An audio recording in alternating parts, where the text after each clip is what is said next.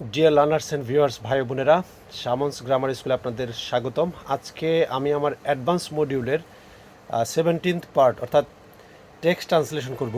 এতদিন আমরা যে গ্রামার রুলসগুলো পড়লাম সেগুলো আসলে আমাদের প্র্যাকটিক্যালি যখন আমরা লিখতে যাব তখন আসলে কিভাবে এই লেখাগুলো আমাদের লেখায় নিয়ে আসতে পারি এই গ্রামার রুলসগুলো, এবং লিখলে কতটা স্ট্যান্ডার্ড হয়। দেখুন, প্রত্যেকটা নিয়ম কিন্তু আমার এই প্রত্যেকটা যে আলোচনা থেকে কিন্তু এই প্রত্যেকটা সেন্টেন্স এখানে আমি নিয়ে এসেছি।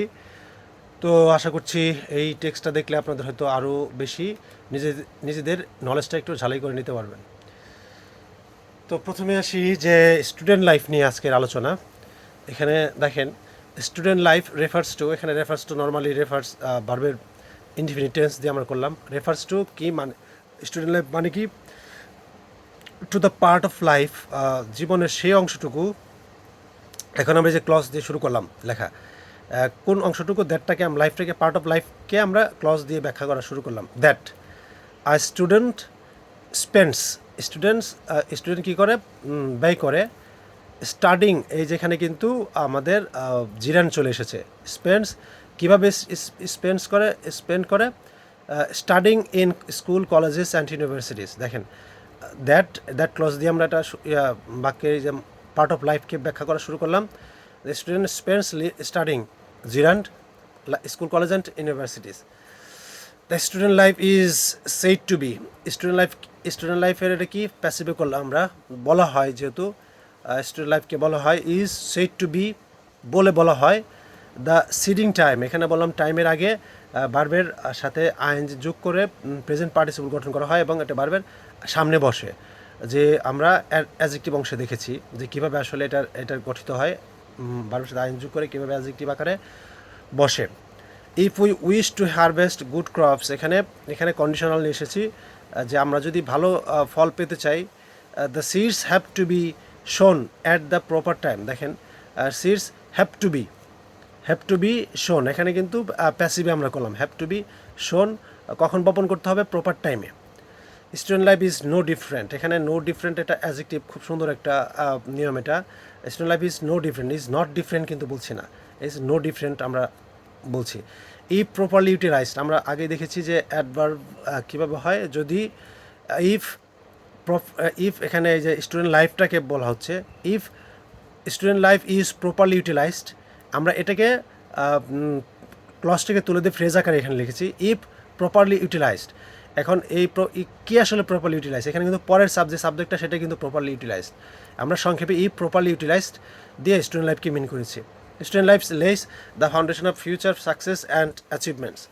তো এটা নর্মাল নিয়মে করলাম, বাকিটা এখানে জাস্ট এই অংশটা বোঝার জন্য কীভাবে ক্লজটাকে ভেঙে আপনি ফ্রেজে আমরা রূপান্তর করেছি। এখানে আরেকটা এই ধরনের নিয়ম আছে, এটা হচ্ছে ইফ মিসইউজড, যদি এটা অপব্যয় করা হয় বা অপচয় করা হয়। All our future efforts May end up, আমাদের ভবিষ্যতে যত চেষ্টা এন্ড আপ শেষ হবে কিসে, উইথ নো ডিজায়ার্ড রেজাল্ট। এখানে কিন্তু পাস্ট পার্টিসিপল ফর্ম দিয়ে আমরা রেজাল্টকে মডিফাই করেছি বা এখানে অ্যাডজেক্টিভ গঠন করছি আমরা অ্যাডজেক্টিভ, এবং সেটা নিয়ে বিস্তৃত আলোচনা আছে, তো সেটাও দেখে আসতে পারেন। এন্ড আপ মানে হচ্ছে শেষ হয়ে যাওয়া। তো the impressions I student will gather at this period. দেখেন, দ্য ইমপ্রেশনস, এখানে কিন্তু ইমপ্রেশনসকে আমরা এই ক্লজ তুলে দিয়ে student will gather at this period. দেখেন, এখানে কিন্তু আমরা এখানে দ্য ইমপ্রেশন দ্যাট ক্লজ দিয়ে এই ইমপ্রেশনকে ব্যাখ্যা করছে। Student will gather at this period, এই সময়ে যারা স্টুডেন্টরা যেটা অর্জন করবে। Will determined his future conduct, তার ভবিষ্যৎ ব্যবহার বা ভবিষ্যৎ জীবন কেমন হবে সেটা আসলে ডিটারমাইন করবে। দ্য টেস্ট, দেখেন এখানে কিন্তু নাউন, দ্য টেস্টকে ব্যাখ্যা করছি কীভাবে, he will develop in student life. দেখেন এখানে কিন্তু আমরা আরেকটি ক্লজ নিয়ে আসলাম। এখানে আমরা দ্যাট ক্লজ ছিল, দ্যাট ক্লজটা তুলে দিয়ে আমরা করতে পারি, আমরা দেখেছি কীভাবে আসলে দ্যাট ক্লজটা তুলে দিতে হয়। The test he will develop in student life will influence his behaviour towards other people through out his future career. দেখেন, এখানে কিন্তু এই দ্য টেস্টের সাবজেক্ট কিন্তু উইল ইনফ্লুয়েন্স, এটা কিন্তু আমার মাঝখানে একটি ক্লজ নিয়ে এসে এটা সম্পর্কে দ্য টেস্ট সম্পর্কে তথ্য দিয়ে দিলাম। দিস ইজ ওয়াই, এই যে এখানে আরেকটি ব্যবহার আমরা দেখতে পাচ্ছি, দিস ইজ ওয়াই, এই কারণে the student life is the most precious part of man's life. It is therefore necessary, যে দ্যাট ক্লজ দিয়ে নিয়ে আসলাম, right and proper use of the period is made with the utmost care. দেখেন is made, কিন্তু এই period কী হয়েছে, is made with the utmost care, মানে এটা তৈরি হয় সর্বোচ্চ সতর্কতার সাথে বা যত্নের সাথে। It is a blessing that parents come forward to bear all the expenses. দেখেন ইট ইজ এ ব্লেসিং, কোনটা blessing, that parents come forward to bear all the expenses. এখন এক্সপেন্সেসটাকে আমরা ওই পাস্ট পার্টিসিপল দিয়ে ব্যাখ্যা করলাম, অ্যাডজেক্টিভ অংশে আমরা বিস্তারিত আলোচনা করি সেটা নিয়ে। বিয়ার অল দ্য এক্সপেন্সেস, কোন এক্সপেন্সেসটা, ইনকার্ড বাই স্টুডেন্ট, যে স্টুডেন্টরা যেই খরচটা করে থাকে, ইনকার্ড মানে হচ্ছে ঘটায় বা খরচ করা অর্থে এখানে। এক্সপেন্সেস, কোন এক্সপেন্সেস, ইনকার্ড বাই স্টুডেন্ট, একজন স্টুডেন্ট দ্বারা যে খরচটা করা হয়।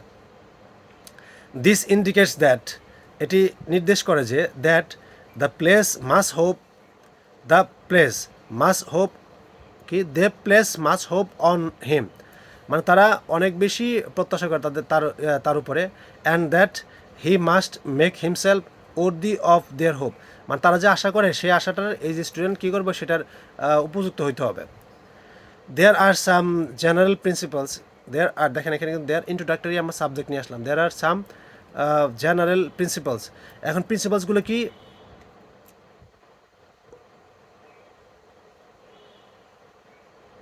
প্রিন্সিপালসগুলো কোনগুলো, টু বি ফলোড, এই যে প্রিন্সিপালগুলো ফলো করা হবে সামনে।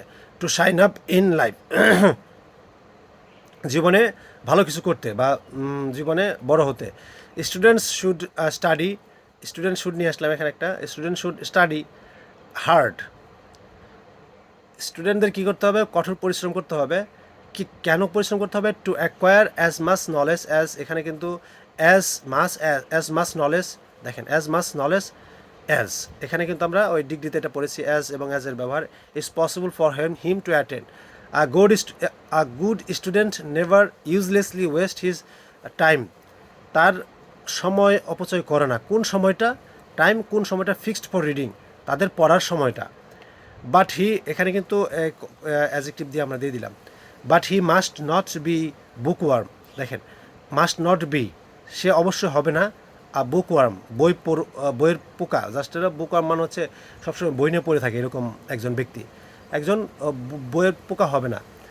Being always engaged in his study, always সে তার পড়াশোনায় সে ব্যস্ত থাকবে না, পড়ে থাকবে না পড়াশোনা নিয়ে। দেখেন এখানে বিং অলওয়েজ এনগেজড, নিয়োজিত থাকবে না, এখানে বিং এনগেজড মানে হচ্ছে নিয়োজিত থাকা, এখানে কিন্তু আমরা জিরান দিয়ে ব্যবহার করেছি এটা, being engaged in his studies.